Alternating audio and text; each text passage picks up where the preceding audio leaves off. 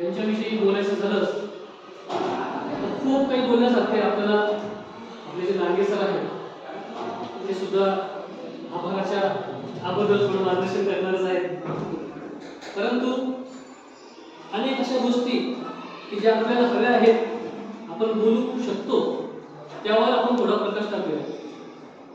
जन्म सगळ्यांना माहीत आहे, मृत्यू सगळ्यांना माहीत आहे. आजचा दिवस जो आहे तो आपण 6 डिसेंबर जो दिवस आहे तो महापरिनिर्वाण दिन, म्हणजे ज्या दिवशी त्यांचं निधन झालं तो आजचा दिवस आहे. त्यांनी ज्या यातना सोसल्या त्याचा जर आपण उलगडा केला तर जेव्हा भारत स्वतंत्र होतो त्याच्या अगोदर जर आपण विचार करत बसलो तो खूप काही आपल्याला लक्षात येतो की त्यांचा संघर्ष किती होता आणि त्या संघर्षातून त्यांनी काय काय केलं. भयानक अस्पृश्यता होती तत्कालीन काळामध्ये, अत्यंत भयानक जातीभेद होता आणि त्या जातीभेदामध्ये डॉक्टर बाबासाहेब आंबेडकरांना वर्गाच्या बाहेर बसवलं लागलं. जेव्हा ते उच्च पदावर होते आणि त्यांचा जो सेवक होता तो उच्च जातीचा असल्या कारणाने तो बाबासाहेबांना पाणी सुद्धा देत नव्हता ही परिस्थिती होती. काळाराम मंदिराचं जर उदाहरण आपण बघितलं 1930 चा वेळ होता आणि या कालखंडात मंदिरामध्ये जाऊ देत नव्हते अशी परिस्थिती होती. मग बाबासाहेबांनी अनेक अनुयायांसोबत त्यांच्या सहकार्यासोबत काही तत्कालीन जे समाजसेवक होते त्यांच्यासोबत जे उच्चवर्णीयांचे होते, उच्चवर्णीय जाती व्यवस्थेचे होते, जे चांगले विचाराचे लोक होते ते लोक सुद्धा त्यांच्यासोबत त्या ठिकाणी होते आणि त्यांनी तो काळाराममध्ये प्रवेश केला. त्यानंतर 1920 च्या कालखंडामध्ये त्याच्या अगोदर 10 दशका अगोदर आपण गेलो, 1 दशका अगोदर आपण गेलो.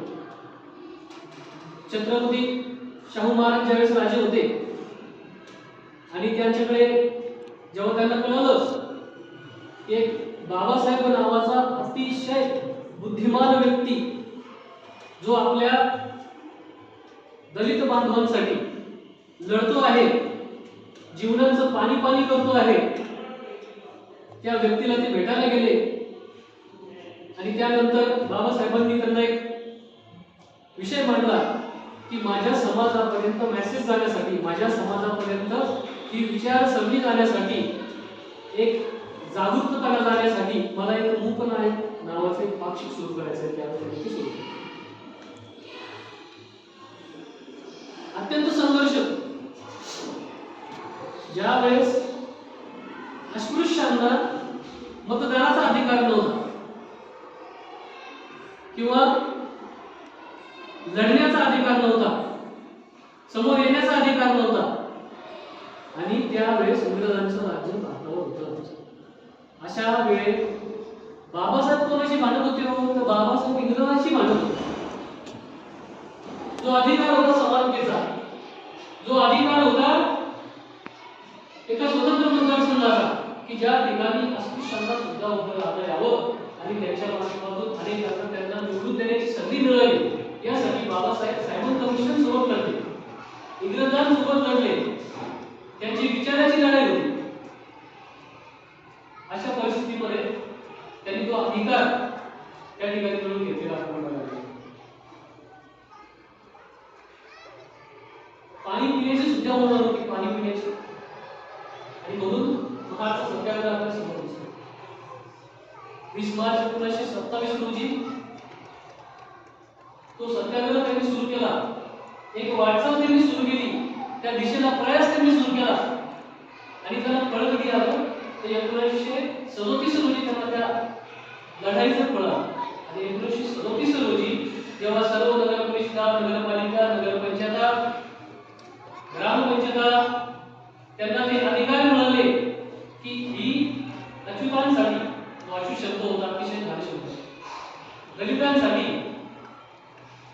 पाणी पिण्याचा संघर्ष विचार करा किती संघर्ष कठीण होता.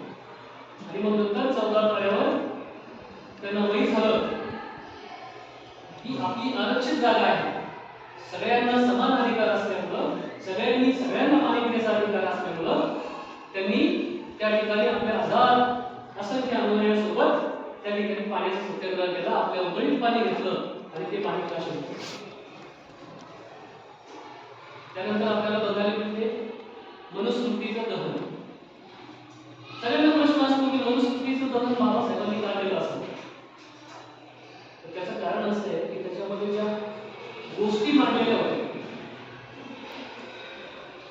अतिशय दयनीय परिस्थिती त्या ठिकाणी स्त्रियांची त्या मनुस्मृतीमध्ये लिहिलेली आहे.